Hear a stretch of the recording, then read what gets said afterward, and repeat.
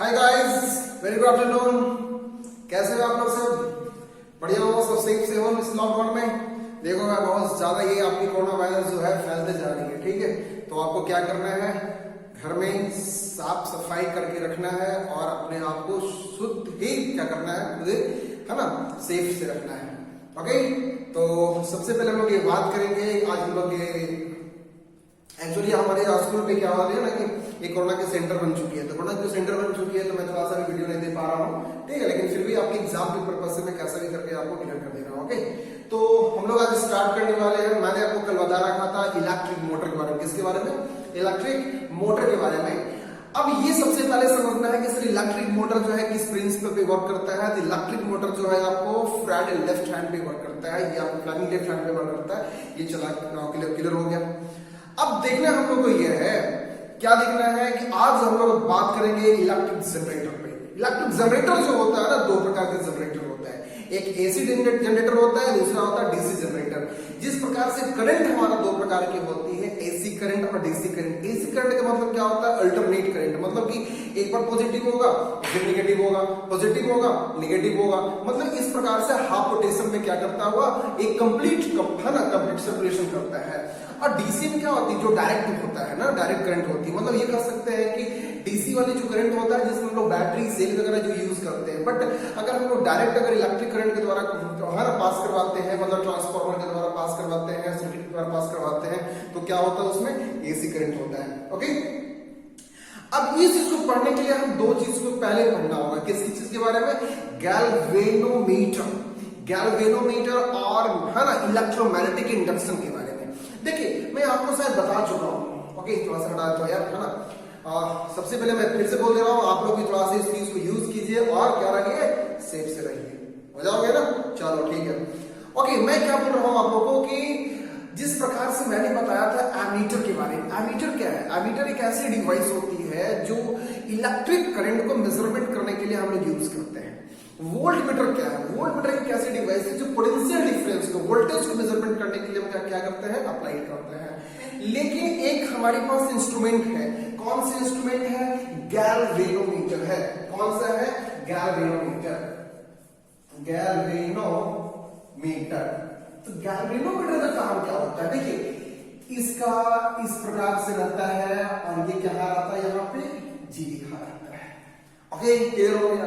अब ये समझना है कि सर गैल्वेनोमीटर का काम क्या है। तो देखिए, मैंने बताया था आपको कि कोई भी अगर किसी भी चीज पे अगर आपको करंट अगर पास कर रही है, किसी भी कंडक्टर में अगर करंट पास कर रही है, तो वो वहां पर सबसे पहले ये पता करना होता है ना कि उसमें करंट पास हो रही है या नहीं हो रही है। तो करंट को पास होना या नहीं होना ये पता करता है गैल्वेनोमीटर। कितना करंट में पास हो रही है, कैसे मेजरमेंट होगा, तो एमीटर होता है। कितनी वोल्टेज इंड्यूस्ड हो रहा है, वोल्ट मीटर काम करता है। लेकिन करंट इज मूविंग या not, they can check by A, है ना, it can check by A. किसके द्वारा होता है? गैल्वेनोमीटर के द्वारा होता है। तो सबसे पहले हम लोग एक बात यहां पे समझेंगे कि सपोज हमारे पास एक, जैसे देखिए ये आपके पास एक गैल्वेनोमीटर है। ओके, क्या है? गैल्वेनोमीटर है। अगर करंट यहां पे देखिए क्या है, निडल्स है, ये क्या निडल्स है। अगर करंट इधर की ओर पास कर रहा है ना, करंट ए टू बी जा रहा है, इधर से इधर की ओर जा रहा है, तो इस है ना ये जो निडल्स है इसकी डिफ्लेक्शन किधर होगा? इधर की ओर होगा, इधर की ओर होगा, इधर की ओर होगा। ठीक है। अगर दूसरी बात हम लोग करते हैं कि अगर हमारे पास गैल्वेनोमीटर है, करंट इधर से इधर की ओर आ रहा है, ए टू बी आ रहा है, मतलब इधर से इधर की ओर आ रहा है, इसकी डिफ्लेक्शन इधर की ओर होगा। ओके, क्लियर हो गया। अगर करंट पास नहीं कर रहा है, करंट नहीं पास कर रहा है, तो गैल्वेनोमीटर का जो नीडल्स है वह परपेंडिकुलर रहेगा। मतलब बात समझ में आ रही है? ये पता करता है, आप लिख लो, it tells that current is moving या नॉट। ये क्या बताता है? करंट इज मूविंग या नॉट, करंट इज मूविंग, है ना, या नॉट। ओके, ये क्लियर हो गया आपको। और क्या बताया इसमें? तो ये जो है ना, और क्या बताता है? इट्स टेल्स दैट करंट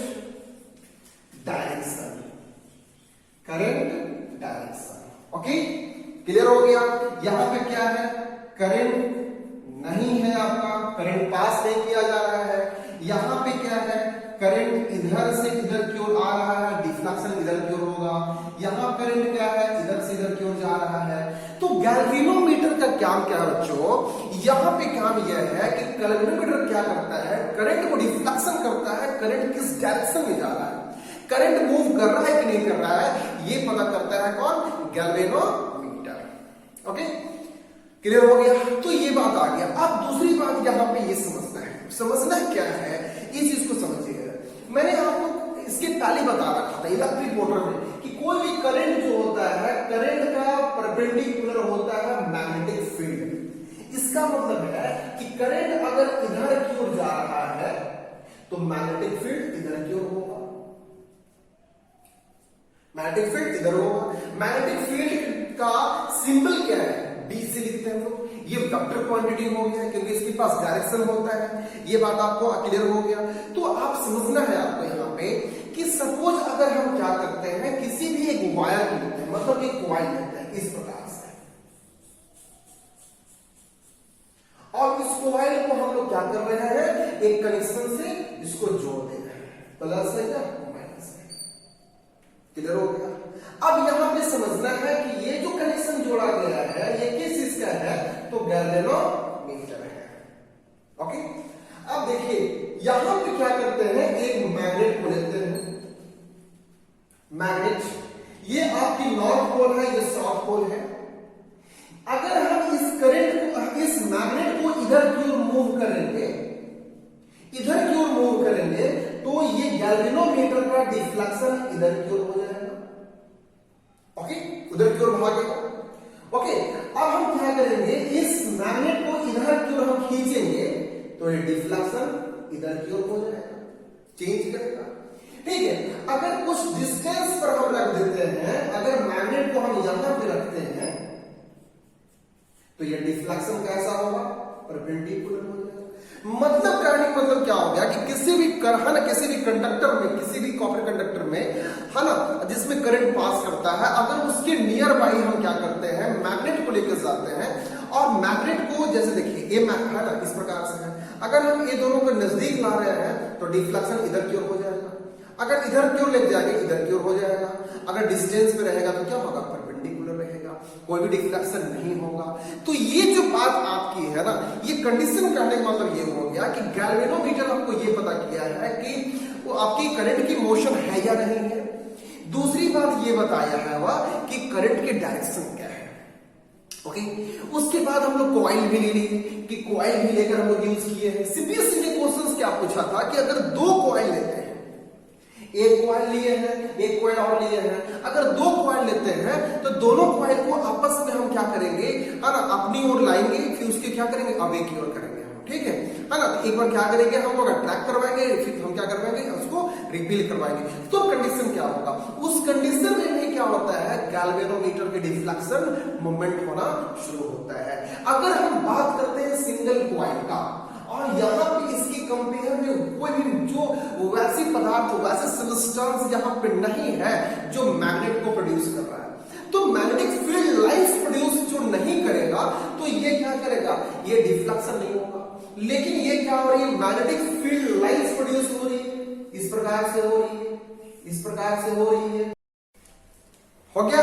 अब देखिए मैं क्या बोल रहा था कि किसी भी कॉइल्स में, किसी भी कॉइल कंडक्टर है जिसमें करंट पास की जाती है, अगर उसके नियर बाई अगर आप क्या करते हो, मैग्नेट को लेके जाते हो, तो मैग्नेट को लेके जाओगे तो वहां से क्या होगा, मैग्नेटिक फील्ड लाइंस इंड्यूस होगा।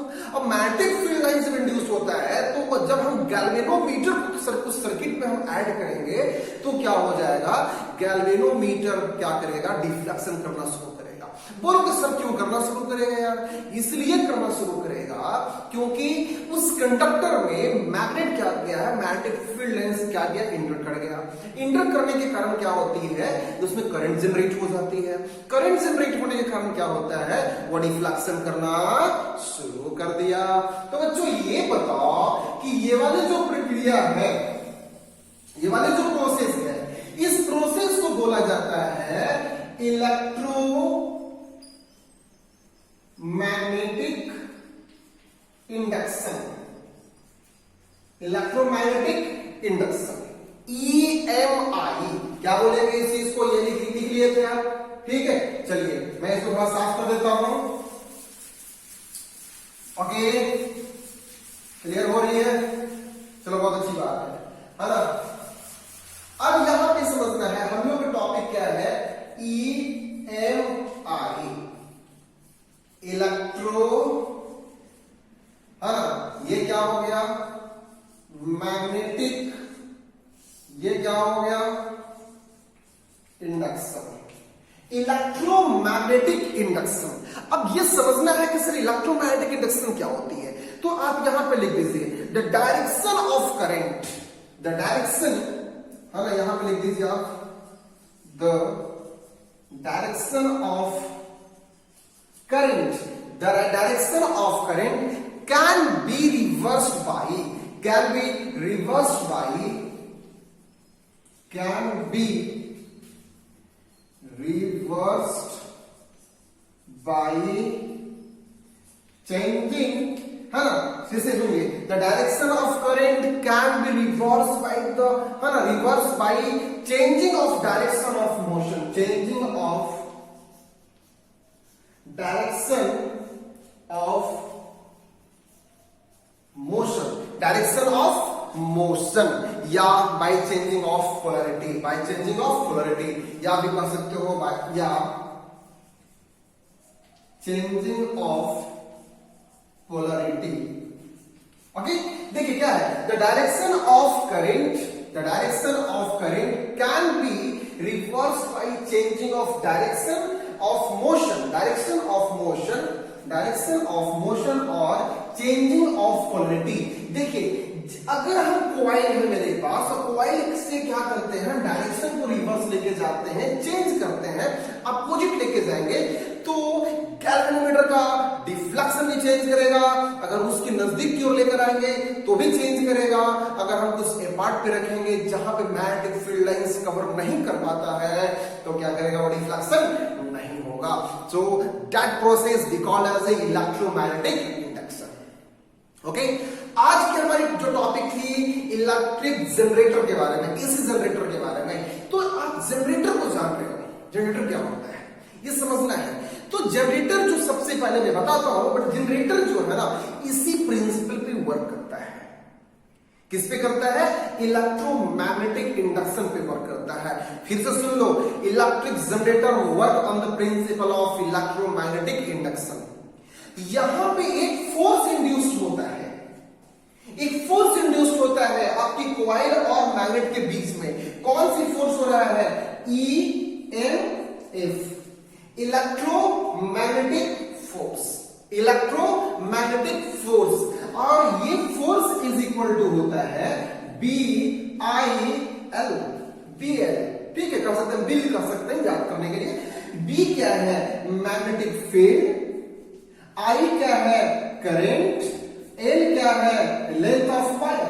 जितनी ज्यादा लेंथ ऑफ वायर होगा उस कॉइल में उतना ज्यादा मैग्नेटिक फील्ड इंड्यूस्ड करेगा, और मैग्नेटिक फील्ड जितना ज्यादा इंड्यूस्ड होगा उतना ही ज्यादा करंट इंड्यूस्ड होगा, और ये तीनों की कॉम्बिनेशन को ही बोला जाता है इलेक्ट्रोमैग्नेटिक फोर्स। तो यहां पे एक प्रकार की फोर्स इंड्यूस्ड होती है, that force we call as a electromotive force. So electromotive force is completely considers under the magnetic field, current and length of wire. Clear हो गया। एक बार मैं फिर से बोल रहा हूं, इलेक्ट्रोमैग्नेटिक इंडक्शन जो है इसी प्रिंसिपल पे आपका जनरेटर वर्क करता है, और ये क्या बोलता है, बोलाता है कि जब डायरेक्शन चेंज करेंगे बच्चों, डायरेक्शन हम चेंज करेंगे, उस डायरेक्शन के रिवर्स लेके जाएंगे, अपने क्लोज लेकर आएंगे, तब गैल्वेनोमीटर की जो डिफ्लेक्शन है वो भी क्या करेगा, चेंज करेगा। क्लियर हो रहा है, बहुत अच्छी बात है, समझ में आ गया, क्लियर हो गया। अब इसको लिखो, उसके बाद बताता हूं आपको कि जनरेटर क्या होता है, इलेक्ट्रिक जनरेटर क्या होता है, ठीक है। पहले इसको हम लोग लिख रहे हैं एक बार।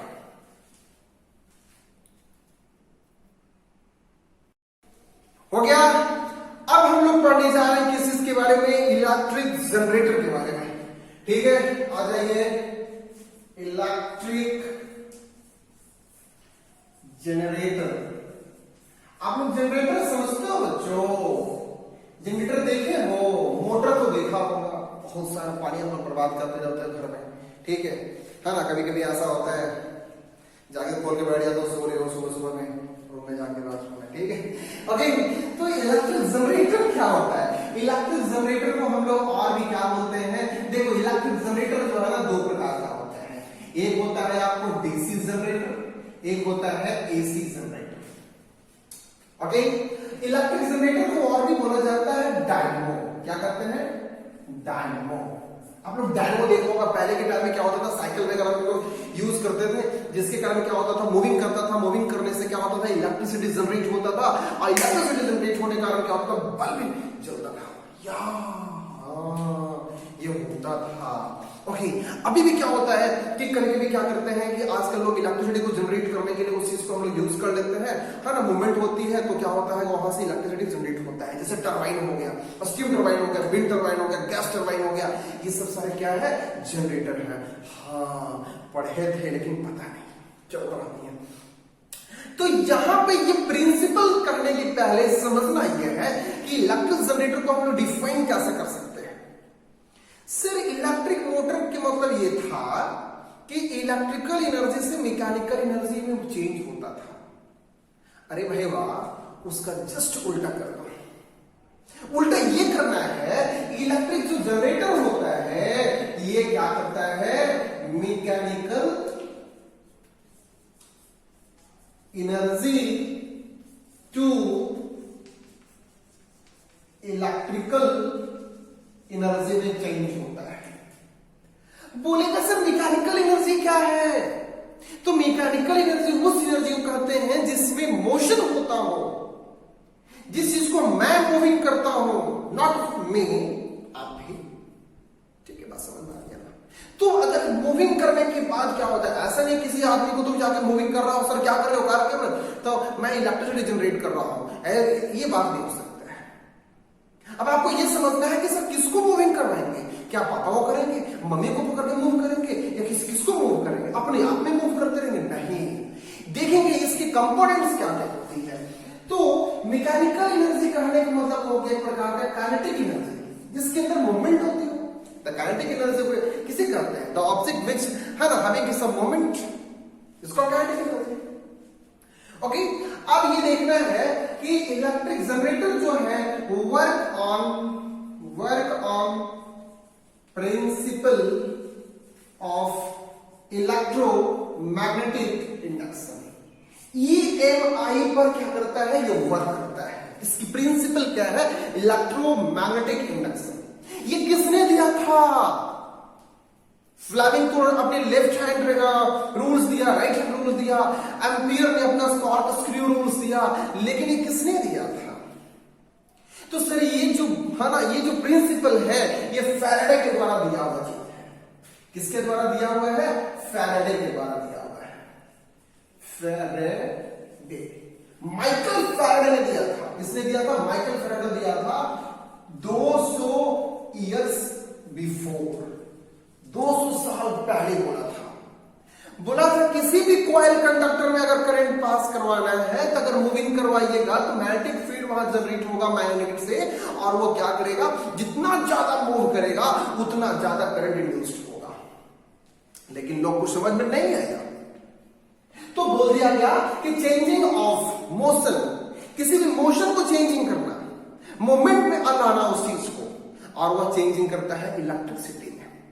मतलब ये कह सकते हैं changing of magnetic field through the conductor, changing of magnetic field through the conductor. देख लिया अगला point of changing of magnetic field through the conductor, changing of magnetic field through conductor. ये भी बात है। और कोई बात हो सकती है? तो जब मैग्नेटिक फील्ड किसी कहा ना, जब मैग्नेटिक फील्ड चेंज करेगा किसी कंडक्टर में, तो वहां से क्या होता है, then induced current generate. Induced मतलब क्या होता है, करंट निकलता है, करंट इंड्यूस्ड हो रही है, पावर प्रोड्यूस हो रही है। इसका मतलब है करंट इस हम क्या करते हैं, निकालते हैं, करंट को हम क्या करते हैं, आउटपुट लेते हैं, इनपुट नहीं लेते हैं। इनपुट हम मैकेनिकल देते हैं, मोशन देते हैं, लेकिन आउटपुट क्या देता है, करंट होता है। उस करंट को कौन से करंट बोलेंगे, इंड्यूस्ड करंट। याद रखिएगा, क्या कौन से करंट है, इंड्यूस्ड करंट। अगर कोई पूछे कि जनरेटर और मोटर में क्या अंतर है, तो मोटर में क्या है ना, करंट हम ऑलरेडी सप्लाइड कर रहे हैं, देन हम क्या कर रहे हैं, किसी भी अप्लायंसेस को मूवमेंट हो रही है, लेकिन यहां पे हम उसी अप्लायंसेस को मूवमेंट करेंगे तब करंट को इंड्यूस्ड करता है। क्लियर बच्चों?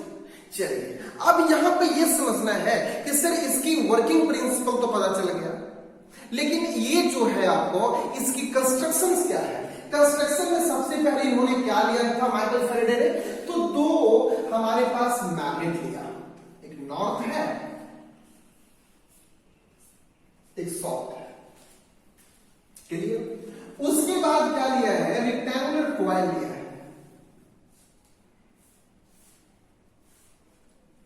Okay, A B C D, ये आपकी क्या है, मैग्नेट है।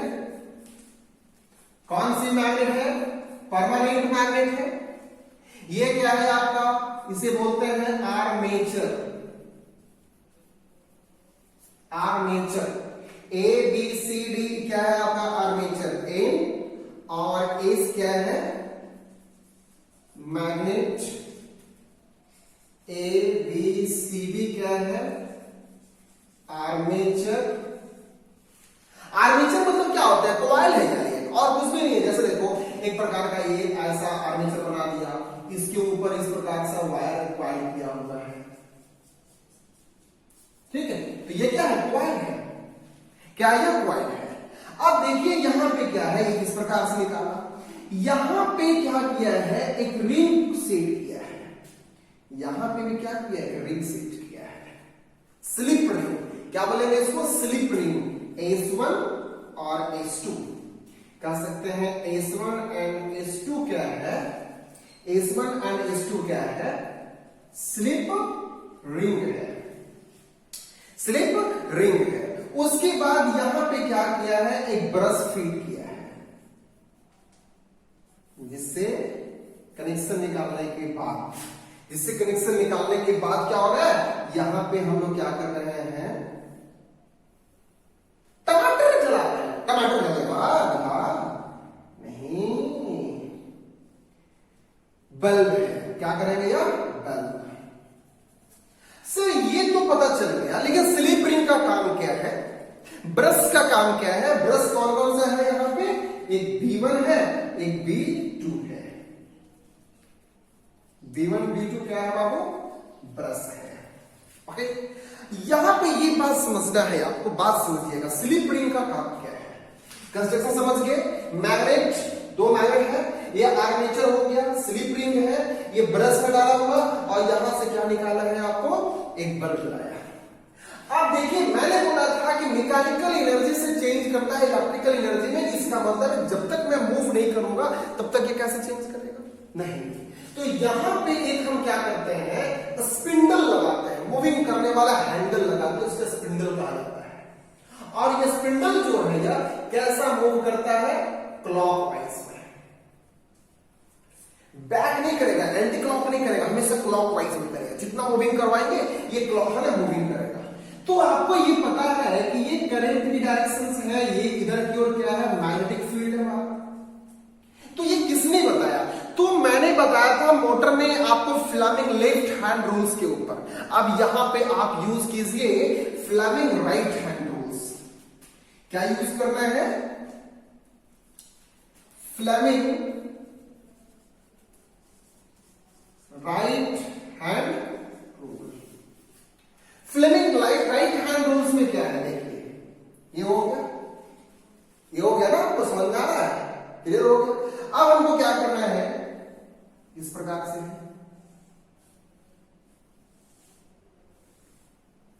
देखिए, है ना, ये आ गया आपको।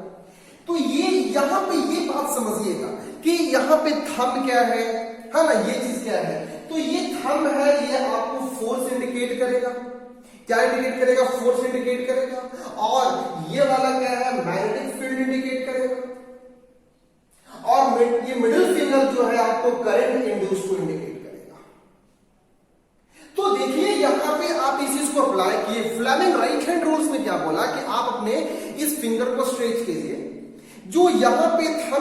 फोर्स इंडिकेट कर रहा है।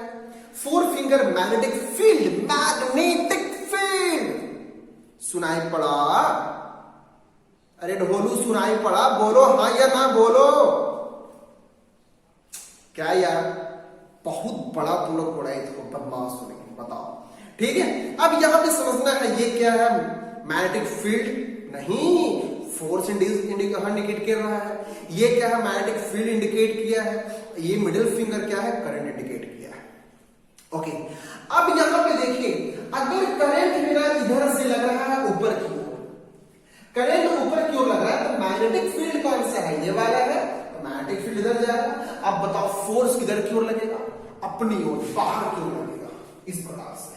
तो इस प्रकार से लगेगा, तो ये कॉइल क्या करेगा, बाहर की ओर ऐसे निकलेगा। देखो, अगर सपोज इस प्रकार से है ना, तो कोई भी एग्जांपल लेता हूं आपको मैं, सॉरी, जैसे देखो क्या है, ओके, जैसे आपके पास बुक है, ठीक है, ये क्या आपके पास बुक है, तो अगर करंट यहां पे इधर की ओर जाएगा तो ये क्या होगा, इस डायरेक्शन में आ जाएगा। फिर अगर इधर की ओर लगेगा तो ये इधर की ओर आ जाएगा, इधर की ओर आएगा, इधर की ओर आएगा, इधर की ओर आएगा, ये आ गया। अगर इस प्रकार से है तो ऐसे हो जाएगा, ऐसे हो जाएगा, होगा, ठीक है। तो ये बात यहां पे समझना ये चीज में है कि देखिए, अगर करंट ऊपर की ओर लगता है, देखिए ये करंट है आपका, करंट अगर ऊपर की ओर लग रहा है तो फोर्स इधर है, बाहर डायरेक्शन में है।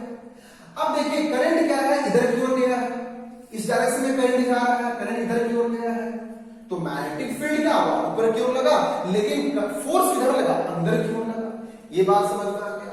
फिर अगर हमारा ये नीचे की ओर आ रहा है, करंट हमारा नीचे की ओर आया, तो करंट मेरे पास नीचे की ओर आया, लेकिन मैग्नेटिक फील्ड रिवर्स कर गया। करंट जब नीचे की ओर आया, मैग्नेटिक फील्ड रिवर्स कर गया, और फोर्स किधर है, बाहर की ओर है। तो ये आपको समझना है कि इसमें फ्लेमिंग राइट हैंड रूल्स कैसा यूज करना है। देखो, इस प्रकार से रख लो, ठीक है, ये करंट डायरेक्शन लिया, ऊपर की ओर ऐसा रखोगे तो फोर्स की देखो, थंब किधर है, मेरे ओर है, आपकी ओर है, तो बाहर की ओर हो जाएगा। अब यहां पे समझना क्या है कि स्लीप रिंग का काम क्या है, तो स्लीप रिंग का काम है to maintain the constant current. Current को क्या करता है, मेंटेन किया रहता है, क्या करता है, मेंटेन किया रहता है। लिख लीजिए, to maintain the constant current, to maintain the constant current between है ना, किसके बीच में, surface and armature, surface and armature, मतलब ये क्लियर हो गया।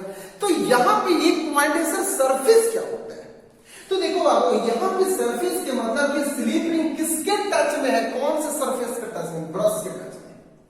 ब्रश क्या करता है, जैसे रिंग है, सपोज ये रिंग है, इस पर हम ब्रश लगाएंगे तो ब्रश का सरफेस, ये दोनों के बीच में कांटेक्ट रहेगा, तो यही दोनों में फ्रिक्शन होगा, तो जितना ज्यादा फ्रिक्शन होगा उतना ज्यादा मोटिव होगा। तो यही दोनों के बीच में कांस्टेंट करंट किया जाता है, कहीं करंट बाहर की ओर नहीं करेगा, शॉक लगेगा। अगर बाहर की ओर शॉक लगेगा तो क्या होगा, शॉर्ट सर्किट होने के चांसेस होते हैं। आने वाली टॉपिक आपको पढ़ाना है किस चीज के बारे में, डोमेस्टिक हाउस होल्डिंग के बारे में पढ़ाना है, शॉर्ट सर्किट कैसा होता है, लोडिंग क्या होता है, ये सब चीज क्या होता है ना, आगे बताने वाला हूं मैं आपको। तो ये सब चीज को समझना है आपको। तो ब्रश क्या करता है, ब्रश सिर्फ क्या करता है, कांटेक्ट करता है, किसके बीच में, ये स्लिप रिंग के पास। और स्लिप रिंग का काम क्या है, स्लिप रिंग का काम यह है कि दोनों के बीच में क्या किया रहता है ना, दोनों के बीच में एक करंट को कांस्टेंट मेंटेन किया रहता है। ये लिख लिया आप लोग, चलिए, है ना। ब्रश क्या हो गया आपको, ब्रश जो हो गया B1 और B2 हो गया। तो ब्रश का काम क्या है, लिख लो, लिखा देता हूं, टू मेंटेन कहा ना, contact between sleep ring and external load. मैं यहां पे देता हूं, maintain contact between sleep ring and external load. तो ये सारी जो बात था बच्चों, ये किसके बारे में था, इलेक्ट्रिक जनरेटर का। इलेक्ट्रिक जनरेटर जो है वर्क कर रहा है इलेक्ट्रोमैग्नेटिक इंडक्शन पे, और वहां पे एक फोर्स इंड्यूस्ड हो रहा है, उस फोर्स को बोलेंगे इलेक्ट्रिक मोटिव फोर्स। F बराबर होता है BIL, B हमारा मैग्नेटिक फील्ड है, I करंट है, L हमारा लेंथ ऑफ वायर है। ठीक है, ये जो हमारा एक जो रूल्स दिया गया है किस पे फ्लेमिंग राइट हैंड पर दिया गया है, ये इलेक्ट्रिक जनरेटर की जो बात बताया है किसने, माइकल फेराडे ने बताया था कि जब भी करंट को अगर हम लोग उसके क्लोज लाते हैं तो वहां से एक इलेक्ट्रोमैग्नेटिक इंडक्शन जनरेट होता है, मतलब करंट जनरेट होता है। तो हम कहेंगे क्या कि मैकेनिकल एनर्जी से इलेक्ट्रिकल एनर्जी में चेंज करता है। ये क्लियर हो गया आपको। उसके बाद क्या मैंने बोला, changing of magnetic field of the directions then the current will be induced. जब मैग्नेटिक फील्ड की डायरेक्शन क्या होगा, चेंज होगा, तो करंट इंड्यूस करेगा, करंट इंड्यूस करेगा तो क्या होगा, उसमें फोर्स इंड्यूस्ड होगा। ये क्लियर हो गया आपको। ये इसकी हर कंस्ट्रक्शन था, वर्किंग कंस्ट्रक्शन था। अगर कभी पूछा कि इसकी बताइए कौन कौन सा वर्किंग कंस्ट्रक्शन है, कौन कौन सी पार्ट है, तो परमानेंट मैग्नेट हो गया, आर्मेचर हो गया, स्लिप रिंग है, ब्रश है। स्लिप रिंग का काम है वह करंट को मेंटेन किया जाता है बिटवीन ए ब्रश और, है ना, बिटवीन ए ब्रश और किसके बीच में, आर्मेचर के बीच में। और ब्रश का काम क्या है, टू मेंटेन किया जाता है किसको, स्लिप रिंग को। और एक्सटर्नल लोड को, ज्यादा लोड पड़ेगा तो क्या करेगा, वहां से वह गल जाता है, वहां से शॉर्ट लग जाता है। ये बात क्या था आपको, इलेक्ट्रिक जनरेटर पे था। समझ में आ गया बात को। चलो एक क्वेश्चन पूछेगा आपको कि प्रिंसिपल क्या है, explain the principle, working principle, construction, ठीक है, एंड अबाउट पार्ट्स के बारे में ये चीज बता दोगे तुम लोग। ठीक है, सबसे पहले ध्यान रखना फ्लेमिंग राइट हैंड पे आप किधर की ओर करंट जा रहा है, मैग्नेटिक फील्ड किधर है, फोर्स किधर की ओर निकलता है। अगर ये फोर्स अंदर की ओर जाता है, इनसाइड जाता है, इनसाइड फोर्स जाता है तो उसको हम लोग डॉट से इंडिकेट करेंगे। आउटसाइड अगर जाएगा तो क्रॉस से इंडिकेट करेंगे। बाहर की ओर फोर्स निकलेगा तो क्रॉस से इंडिकेट कर देंगे।